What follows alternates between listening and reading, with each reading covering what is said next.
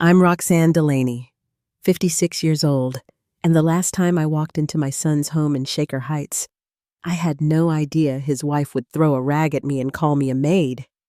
The roast veal was still warm on the plates. The wine hadn't even finished soaking through the tablecloth, and Portia was smiling like she'd already won something before the end of that night. I'd take back something she thought she owned without a single word of warning. The truth is, I'd already done it the day before I go any further. Let me know where you're listening from in the comments, and hit that like and subscribe button if you've ever swallowed your pride just to keep the peace at the dinner table. The first time I met Portia Gallagher was 3 years ago, right after the wedding. She was polished sharp as a tack, full of ideas and ambition, and not much patience for people like me. But I kept my thoughts to myself. I always have my son. Larkin means the world to me, and when he told me he loved her, I believed that was enough. I grew up in Toledo, raised by a mother who knew how to make do with very little. My father passed when I was young, and it was just the two of us in a small brown house with creaky floors and a front porch swing that faced an empty lot. I married young, lost my husband early, and raised Larkin mostly on my own, working long hours as a financial controller at a paper company just outside of Cleveland. I never complained about the work I just did, what needed doing after Larkin got his degree in computer engineering. He moved to the city, started climbing the ladder fast before I knew it. He was living in a pristine colonial with sculpted hedges and a marble foyer. I remember the first time I parked my aging gray sedan beside their curved driveway. It felt like visiting a model home, every chair placed just so, every window spotless. I brought a homemade apple pie in a brown bakery box. Not sure if Portia would approve, but I wasn't raised to show up empty-handed. She greeted me at the door in high heels and a silk blouse. Her smile brief, her eyes tired, her posture perfect, like someone carrying 1,000 unspoken thoughts. She thanked me for the pie, but added quickly that dessert had already been handled, some French patisserie that I couldn't pronounce. Larkin said we'd save mine for breakfast. I could tell from the way he said it that he meant well. The living room was all gray tones and glass, not a single family photo, not a misplaced magazine. Portia offered wine. I asked for water. Still had to drive home. Larkin and I talked for a while about his job, cybersecurity. Mostly, I followed as best I could, nodding here and there. I still keep up with finance trends and tech news, but I let him do most of the talking. When Portia's phone rang, I heard her voice in the kitchen, tense, and clipped something about a board, not approving, something about needing new funding. She mentioned a company called Syntax Solutions and said, flat out, she hadn't told Larkin how bad things were. Her words hung in the air. She said my name too. Not kindly. I didn't react when she came back into the room. I just smiled and complimented the risotto. She talked a lot that night about taste and refinement. How Larkin used to eat macaroni and cheese, but now preferred dishes garnished with microgreens. She asked if I ever went to a spa, or got manicures, or bought designer clothes. I told her I'd gotten a haircut last month that seemed to amuse her by the time dessert was served. Larkin looked like he was trying not to flinch every time. Portia opened her mouth, she said, I dressed too old, lived too modestly, had no man in my life because I'd given up. I let most of it pass. I'd heard worse in boardrooms over the years, but I wasn't there to argue. I was there for my son after dinner, while Larkin walked me to my car. He apologized. Portia's just intense. He said I told him I understood. But as I drove home, I kept thinking about that company she'd mentioned, the way she spoke on the phone, like the world was cracking, and she was trying to keep it together with a smile and a bottle of wine. I made a call that night to Jonah Baxter, an old colleague of mine from Midwest Finance. I wanted to know more about Syntax Solutions. What he told me changed everything. Jonah called me the next morning right at 8 like he always did when something serious was on his desk. He said Syntax Solutions was running out of cash fast. The company had lost its biggest client months ago. The stock was sinking, and according to him, the board was scrambling to find a private investor before the quarter closed. I thanked him, hung up the phone, and sat at my kitchen table with a legal pad and a pen I'd had since my days at Midwest Finance. I didn't rush. I poured my coffee, opened my laptop, and pulled up every public document I could find. By 9, Jonah had forwarded me their latest filings. The reports painted a clear picture: great technology, poor leadership, and a cash burn rate that would end them in less than 2 months. But there was something under the surface, something familiar. The algorithms were strong. The patent filings showed originality. It wasn't smoke and mirrors. It was real, just mismanaged. I called Jonah back.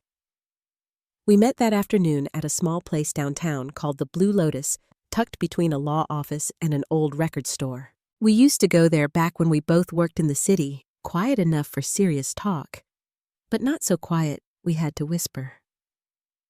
I got there first and ordered a green tea. Jonah showed up right on time, wearing one of those patterned ties that clashed with everything else he had on. He sat down, looked me straight in the eye, and said, "Please don't tell me you're actually considering investing." I opened the spreadsheet I'd made and turned the tablet toward him. "The company's got problems," I said, "but the product's good. The structure is broken, not the foundation." Jonah leaned back, arms crossed. "That doesn't explain why you'd get involved with this one. There are cleaner deals out there." I took a slow breath. "Portia works there." He tilted his head. "Ah, that explains it. You're going to save the company to prove a point." I shook my head. "No, I'm going to save it because it's worth saving. The fact that she's there is just what brought it to my attention." Jonah was quiet for a long time, looking over the numbers. "You're serious?" I nodded. "Do you have the capital?" he asked. I told him I did. Between the sale of the lake house, my retirement accounts, and some carefully tended investments, I had just enough to offer what they needed. Jonah studied me the way only someone who'd worked beside you for 2 decades could. "If you're really going through with this," he said, "let me run a separate analysis. Give me 2 days. If it checks out, I'll back you on the legal side." I agreed. We shook on it, no fanfare. The next morning, I drove out to the Syntax Solutions building, a sleek glass structure nestled in one of Cleveland's newer tech parks. Portia pulled in 10 minutes before 8:30, right on time. From where I sat in my car, I watched her step out of her silver Audi heels, clicking eyes sharp.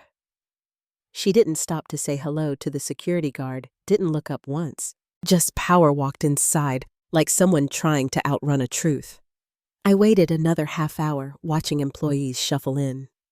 No one lingered outside, no laughter, no small talk. Just worry on their faces. I drove home. That evening, Jonah called. "Their CEO's a peacock," he said. "Harrison Price. Loves the spotlight, avoids accountability. But the CFO, Ashley Donovan, she's solid. She's keeping the lights on with duct tape and grit. And the tech." He paused. "It's as good as you thought. Maybe better.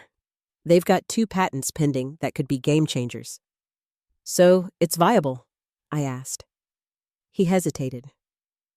"Only if you're not passive. This isn't a money-in, wait-and-see deal. You'd need to step in. Clean house.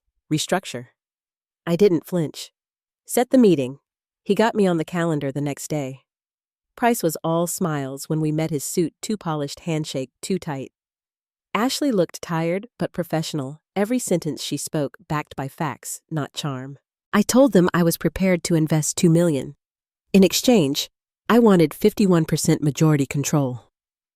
Price's smile faltered. "We were hoping for a minority investor," he said. I stood to leave. "Then I wish you well." That got his attention. Ashley stepped in, proposing a compromise, 51%, but Price could stay on as CEO for a probationary term. I agreed, with conditions: full access to books, control of board appointments, and the right to replace senior staff within 3 months. By the time we shook hands, Ashley looked like she'd finally taken a breath. As I walked out, I spotted Portia at the end of the hall, deep in conversation. She didn't see me. I didn't stop. By evening, the paperwork was finalized. My name was on the contracts. The next day, it was public. I didn't tell Portia. Not yet. Saturday night, Larkin called. "Portia wants you to come to dinner," he said. "She got promoted this week, interim deputy director. She's really excited. Said some investor came in last minute and saved everything." I smiled quietly. "Of course.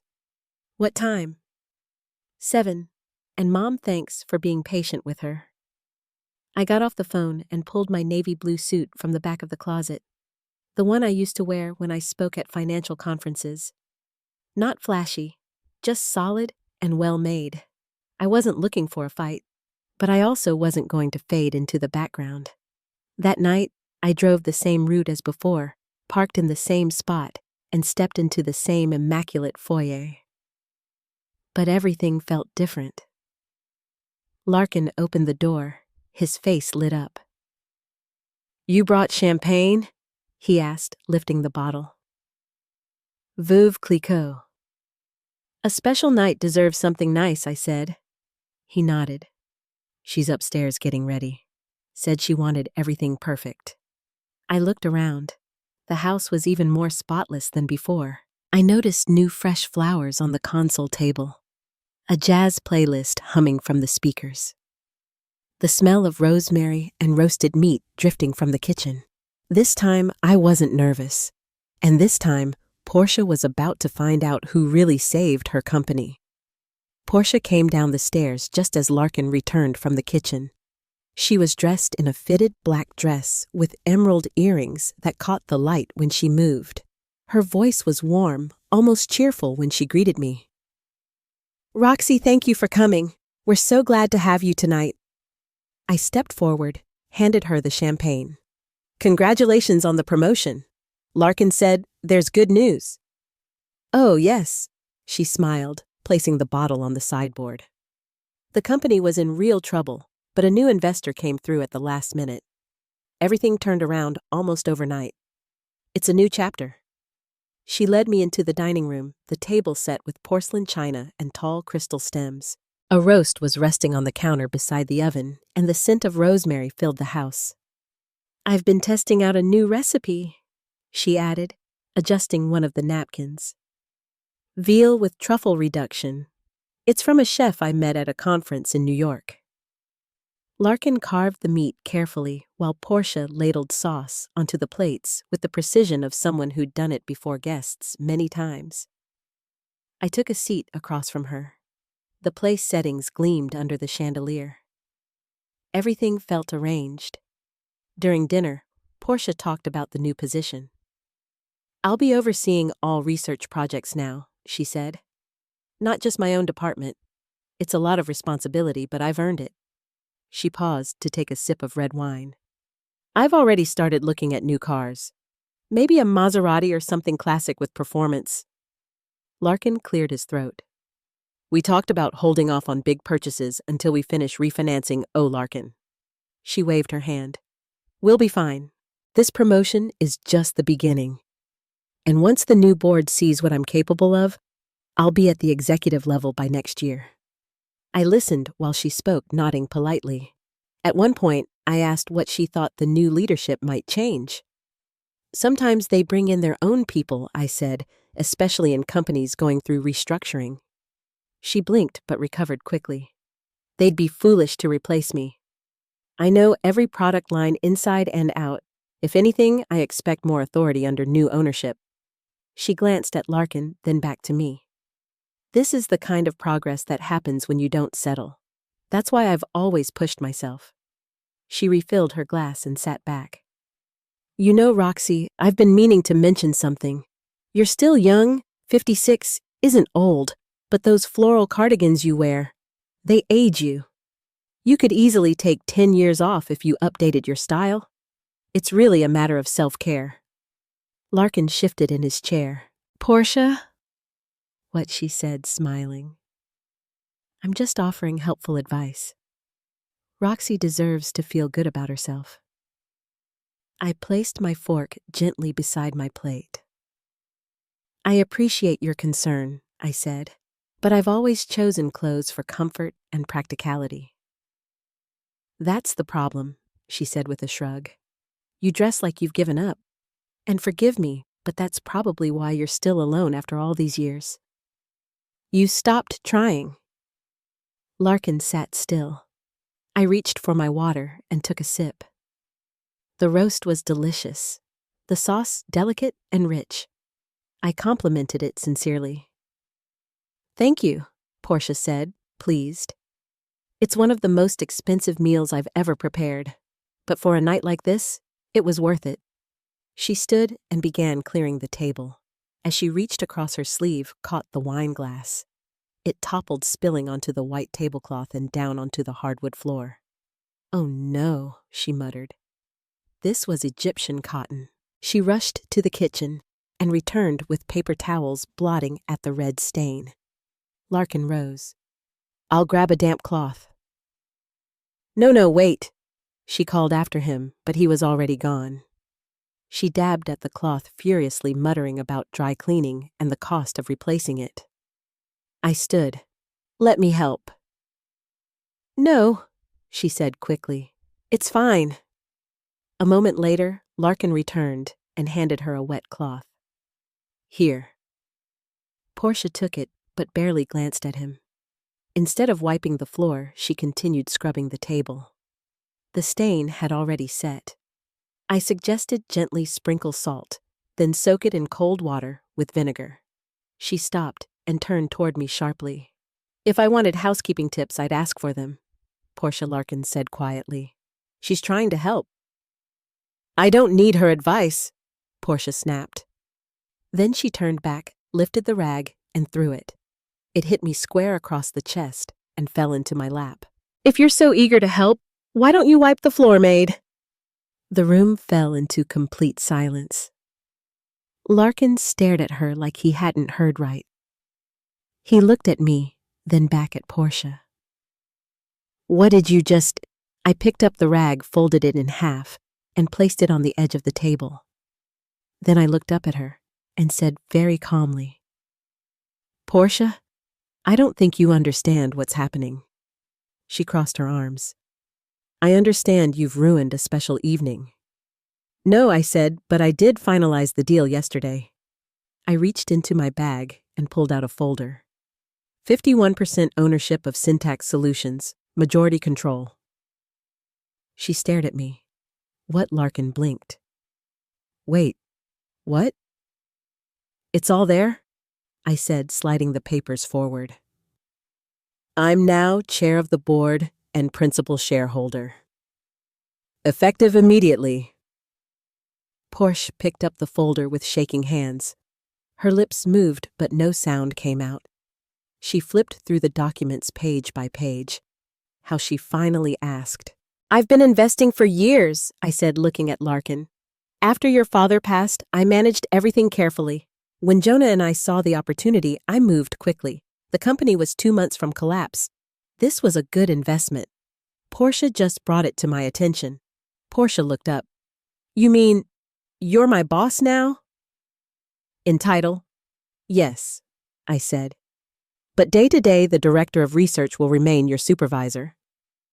But you could fire me? She whispered.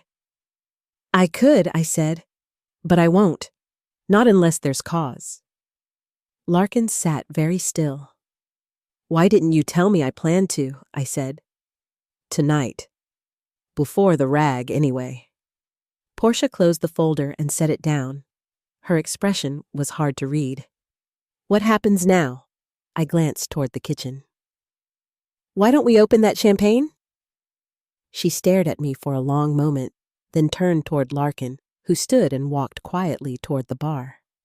Part of me expected Portia to leave the table, but she didn't. She stayed exactly where she was, hands in her lap, lips pressed together. When Larkin poured the champagne, his hand trembled just slightly. He set the glass in front of her, then one in front of me. To what? He asked, trying to force a smile. To new beginnings, I said, lifting mine gently. Portia didn't answer, but she took the glass and raised it, only slightly. Portia didn't speak much the rest of that evening. She sat straight, her fork barely touching the dessert she'd plated earlier, raspberry tartlets with lemon cream she'd made from scratch. Larkin tried to fill the silence, asking about the new champagne bar opening by the lakefront, or whether we wanted to try that new brunch place next Sunday. Portia nodded, offered half smiles, but her eyes never quite settled. She stood before the plates were cleared. "Excuse me?" she said softly, and disappeared upstairs. Larkin and I worked side by side in the kitchen, rinsing the dishes and placing them in the dishwasher. It reminded me of quieter years when I'd help his father in the kitchen while Larkin did homework at the table. The years had a way of looping back around gently. "She'll adjust," he said, finally drying his hands. "She always does." I nodded, handed him the last glass, and thanked him for the evening. He walked me to the front door. "She didn't mean what she said earlier," he said. "About your clothes and all that." I met his eyes. "I know." He leaned against the frame, one hand gripping the side of the door. "You didn't have to do this. Take over her company. She'll think you were trying to humiliate her." I shook my head. It wasn't about her. It was about the business. He paused. "Still, I hope she sees it that way." I looked up at him, this man I'd raised since he was a skinny 9-year-old with 2 long jeans and a permanent cowlick. That's up to her. Monday morning, I met with Jonah and Ashley at the syntax office. The lobby had the same sterile decor, glass walls, gray carpet, brushed steel nameplate behind the reception desk. But now, it felt different. This time, the receptionist stood when I walked in and offered me coffee. The elevator dinged as I stepped inside. 3rd floor. Ashley was already waiting in the conference room, files open and a pen behind her ear. "We've got a lot to go over," she said as I sat. "First priority, executive team performance. HR sent over evaluations from the last cycle. It's not pretty." We reviewed the charts. Sales had dipped, marketing was behind schedule, and several department leads were failing to meet even baseline goals. At the bottom of the stack was the research division, Portia's domain. Ashley tapped her finger on the corner of the report. "There's good work here, but the team's underutilized, and they're afraid to speak up." "How so?" I asked. Ashley reached for another folder. "We conducted anonymous feedback. Several employees in her division mentioned being shut down in meetings, projects shelved without discussion, and a lack of credit given when initiatives succeeded." I kept my face neutral. "Is it a performance issue or leadership style?" Ashley hesitated. "Possibly both. She's brilliant, but..." She trailed off. "She doesn't collaborate well, and that's costing us." I closed the folder. "Set up a meeting. I'll speak with her directly." The message went out that afternoon. We scheduled it for Thursday. In the meantime, I spent each day walking the halls, sitting in on team check-ins, talking with engineers and design leads. I didn't introduce myself as an owner unless someone asked. Most people just called me Ms. Wembley and offered a chair. I listened more than I spoke. It reminded me of when I first started in corporate restructuring. People needed to feel seen before they could change anything. On Thursday, Portia stepped into my office wearing a deep green blazer and lipstick, a shade darker than usual. She sat across from me, hands folded neatly in her lap. "I got the calendar invite," she said. "Is this formal?" "No," I said. "Just a check-in." She nodded. "I've already submitted my department metrics for the quarter. If there's something specific you need, I can forward. I've reviewed them," I said. I wanted to talk in person. She didn't blink, but her posture stiffened slightly. "There's concern among your team," I continued. "Not about the work your output's strong, but about communication. Collaboration. Recognition." She leaned back. "Anonymous feedback." "Yes." She looked toward the window. With respect, I've done more for this company than anyone in my department. I built that pipeline myself. I led the AI optimization project. I delivered those results. I'm not disputing that, I said. But leadership isn't just about results. It's also about how those results are achieved. The team doesn't feel heard or safe to contribute. She looked back at me. Are you planning to replace me? No, I said. But I do expect change. Coaching is available. So is professional development. I'd encourage you to take advantage of both. She didn't respond. The silence sat between us. Finally, she said, They don't understand how hard I've worked to get here. They think I'm just another executive with connections. I met her eyes. Then show them who you are. Not just what you've done. You have the skill. Now build the trust. She rose slowly. Thank you for your time. As she reached the door, I added, You're capable of more than this, Portia. I wouldn't have invested if I didn't believe that. She left without a word. The next few days passed quietly. Portia showed up to every meeting, said less, but listened more. Her team began contributing again. I heard her give credit to an analyst named Daniel for a breakthrough on a new software test. I heard her ask for feedback before signing off on a prototype. Little things, but they meant something. One afternoon, Larkin called. She's been different this week, he said. Quieter. Nicer even. I think she's trying. She has time, I said. But not forever. That Sunday, I visited the house again. This time, it was just Portia and me. Larkin was out running errands. She opened the door, let me in, and offered me tea. We sat in the kitchen where the sun slanted in over the tile. For a while, neither of us spoke. Finally, she said, I've started working with the executive coach you recommended. I nodded. Good. She poured more tea, then said, It's not easy. Letting go of control. Listening. I'm used to being the one with answers. You still are, I said. But there's more to leading than knowing. She looked out the window for a long time. I don't like failing. No one does. She turned back to me. I want to be better. I believed her. That following week, Portia invited me to a small staff luncheon at Syntax. It wasn't on the company calendar, just something she'd organized for her team. She sent the invite with a short note, no speeches, just gratitude. When I arrived, they'd pushed 2 long tables together in the upstairs break room. There were sandwich trays, pasta salad, a few homemade casseroles, and someone had brought a carrot cake with piped frosting that read, Thanks, team. Portia was already there, helping stack paper plates at the end of the counter.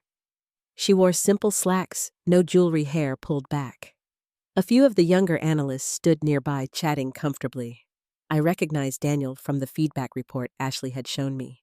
He nodded when he saw me, then turned back to his colleague and kept talking.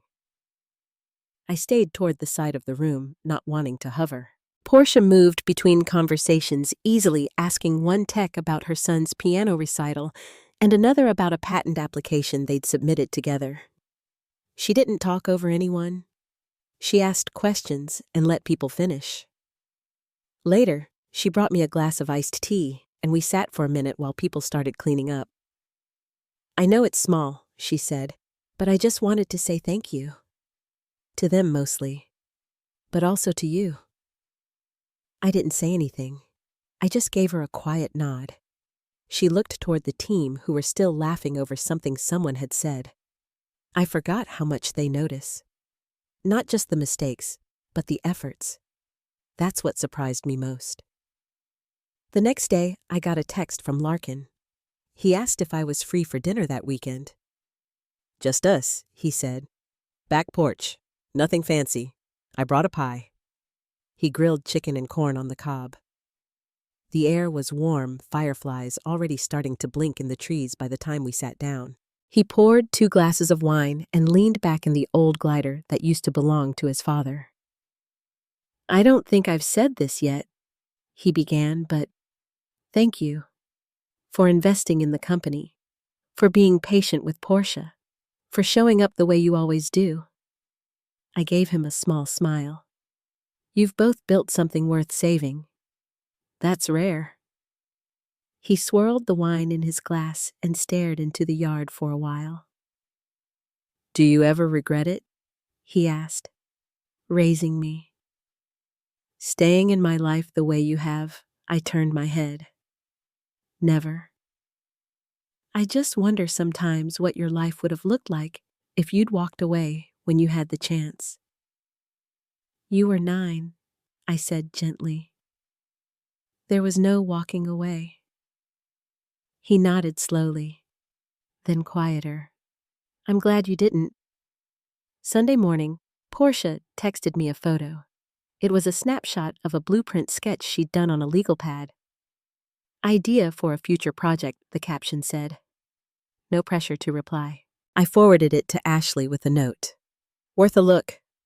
Ashley replied an hour later. Yes, actually, very much so. That following Monday, I stepped into the boardroom just before our 10 a.m. quarterly review. Jonah was already there, flipping through the budget packet and nodded toward the corner where a coffee urn had been set up. That wasn't me, he said. Someone else brought it in. A minute later, Portia entered with a small tray cream sugar and 2 wrapped blueberry muffins. She placed them on the counter, then took her seat without a word. The meeting ran long but focused. Portia gave a streamlined presentation on her team's upcoming priorities. Daniel co-presented one of the slides. Ashley chimed in with projections. It felt like progress. Afterward, as people filed out, Portia lingered. There's something I want to run by you, she said. Not work-related. I nodded. Go ahead. She hesitated, then pulled something from her bag. It was a small square envelope. No stamp. Just my name written neatly on the front. I wrote this a few nights ago, she said. Didn't know if I'd actually give it to you. I opened it after she left the room. Inside was a short, handwritten note. Just 3 sentences. Thank you for seeing something in me when I was too proud to ask for help. I'm trying. I hope that counts for something. P. I folded it carefully and tucked it into my planner. That Friday, I took the afternoon off, walked through the garden behind the museum. The peonies were blooming again. The fountain had been turned back on its soft rush, echoing off the stone walls. I sat on a bench under the shade of a ginkgo tree and watched a pair of children play tag near the steps. For the first time in a while, I let the silence sit around me without needing to fill it. And when I pulled out my planner to check the week ahead, Portia's note was still there, tucked between pages, exactly where I'd left it. That Monday morning started quietly. I arrived early to Syntax, parked in the lower lot by the trees, and sat in my car for a few minutes with the windows cracked open. The breeze carried the faintest scent of honeysuckle. I'd started keeping a thermos of coffee instead of stopping by the cafe. It gave me an excuse to ease into the day without walking through a crowd. Upstairs, the office was already buzzing. Ashley passed me in the hallway, waved a quick hello. Big day, she said. You ready? I nodded, even though I wasn't sure what I was ready for. Portia had asked to present a proposal to the board, something she and her team had been refining over the past few weeks. Ashley had told me it was ambitious, maybe even too ambitious. But it's original, she said, and she's excited about it. Let her try. The boardroom filled slowly. Jonah brought his usual mug of mint tea. One of the new advisors from Boston joined on video, her face flickering slightly on the wall screen. Portia entered 5 minutes before the hour, a simple binder tucked under her arm. She wore no makeup, just a gray blouse and slacks. She greeted each board member directly one by one before taking her place at the head of the table. Good morning, she began. I'd like to walk you through a project I believe has the potential to shift how we approach predictive modeling not just for our clients, but for our entire industry. She spoke clearly without rushing. No slides, no gimmicks, just her voice steady and precise. She referenced real-time applications in healthcare diagnostics, conservation planning, and logistics infrastructure.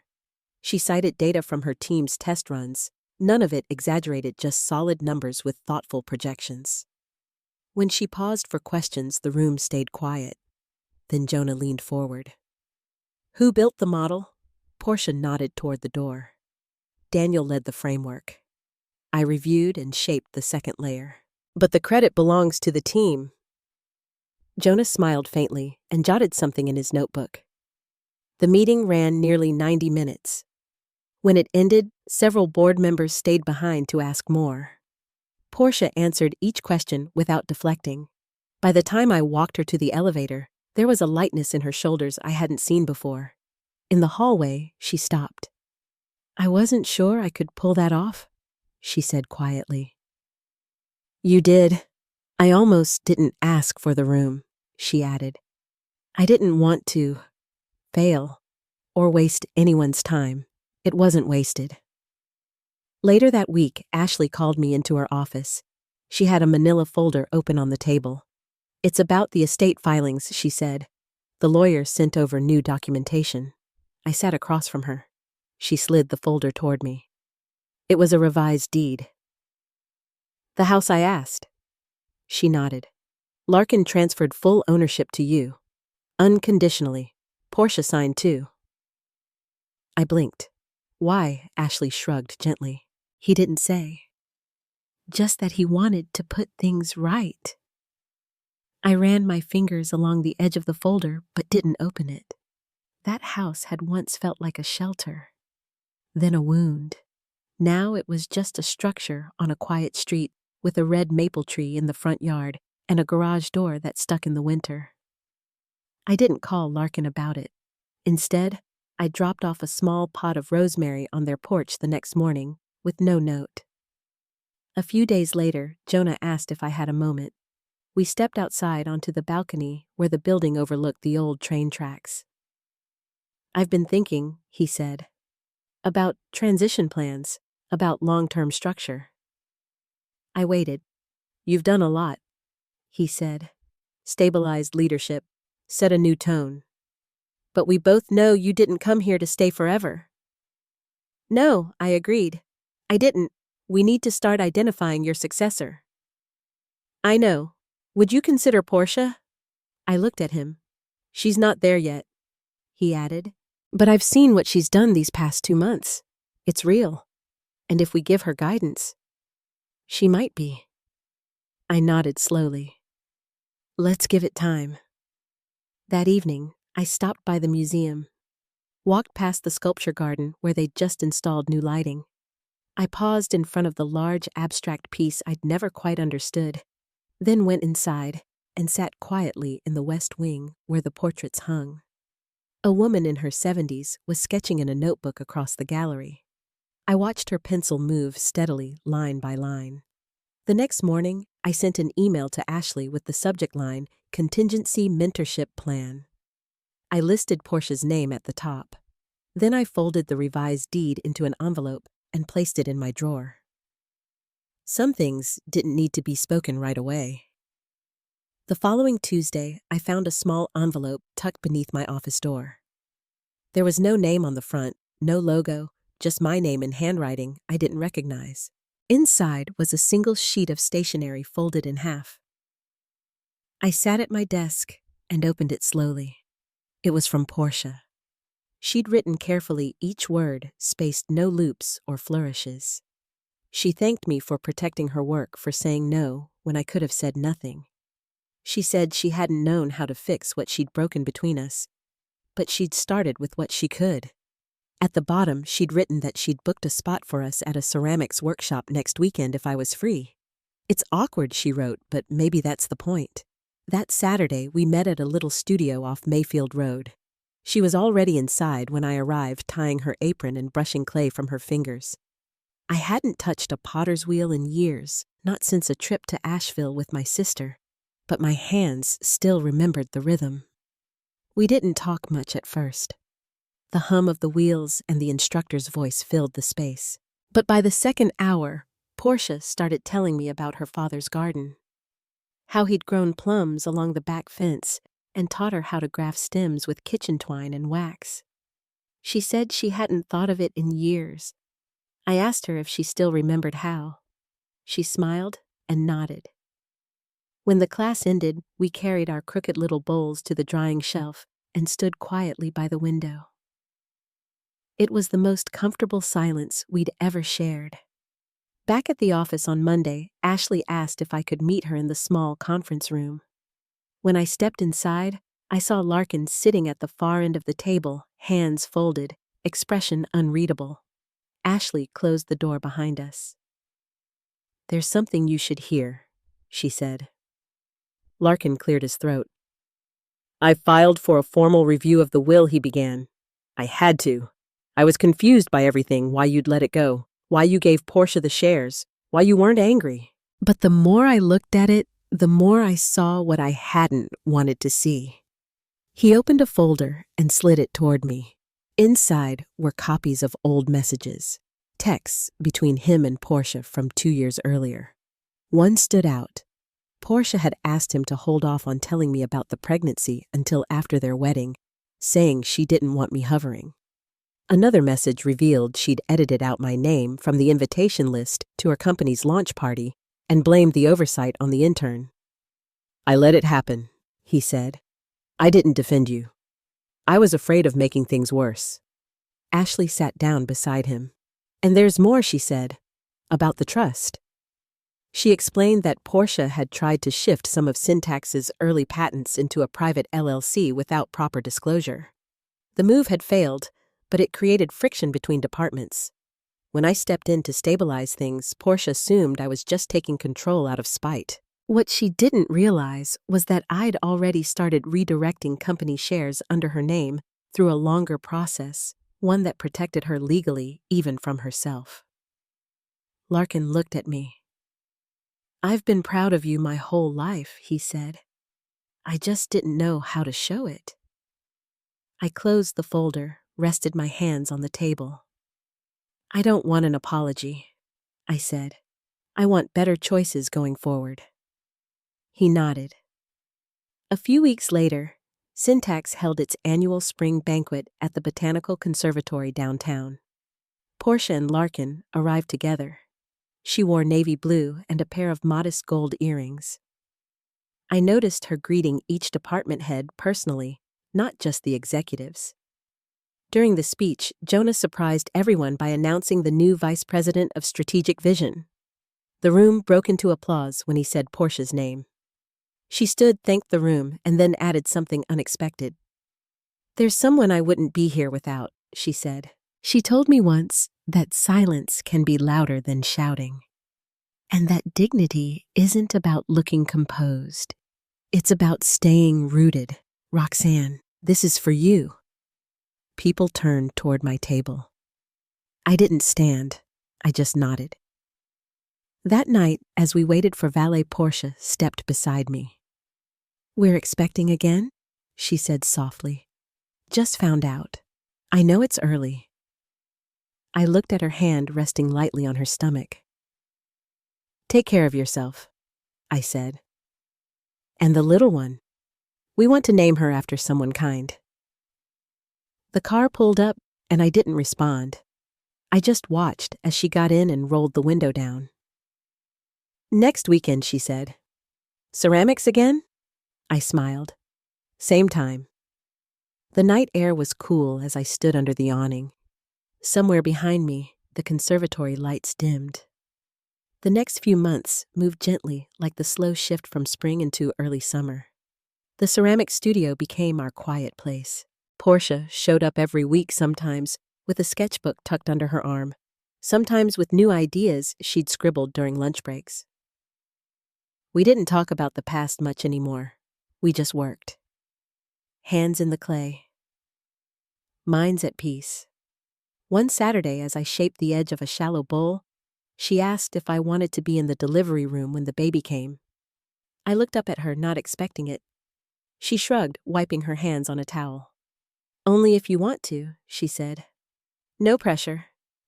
3 weeks later, I was there when Eliza June arrived. Portia had chosen the name herself. She said it sounded strong and soft at the same time. I held the baby while Portia rested her head turned toward the window where the morning light poured through in soft, yellow streaks. Larkin came in quietly, his eyes damp. He sat beside Portia, reached for her hand. There was a peace in the room that I hadn't felt in years, maybe ever. When Eliza was a month old, we all gathered at my house, just the four of us. I made chicken pot pie from scratch using my mother's old recipe. Portia brought a cherry crumble. Larkin brought flowers. We ate at the table I'd once sat at alone. After dinner, while Portia rocked the baby in the den, Larkin stayed behind to help with dishes. He didn't say much, just rinsed and handed me each plate. Before he left, he paused at the door. "You were always the compass," he said. "We just didn't know how lost we were until we stopped following it." Now when I walk past the nursery at Syntax, I sometimes hear Portia humming. She's building a new team from the ground up, diverse, collaborative, no more cliques or shadows. She stops by my office more often now, not to ask for approval, just to check in. She tells me about the baby's new sounds, her new favorite blanket, the little ways she's starting to smile. I never got an apology with grand words or sweeping speeches, but I got something better. I got consistency. I got small kindnesses that didn't ask for recognition. I got time. And when someone chooses to show up again and again, without needing to be forgiven out loud, that's its own kind of healing. If there's anything I've learned, it's this: dignity doesn't come from proving your worth to people who are blind to it.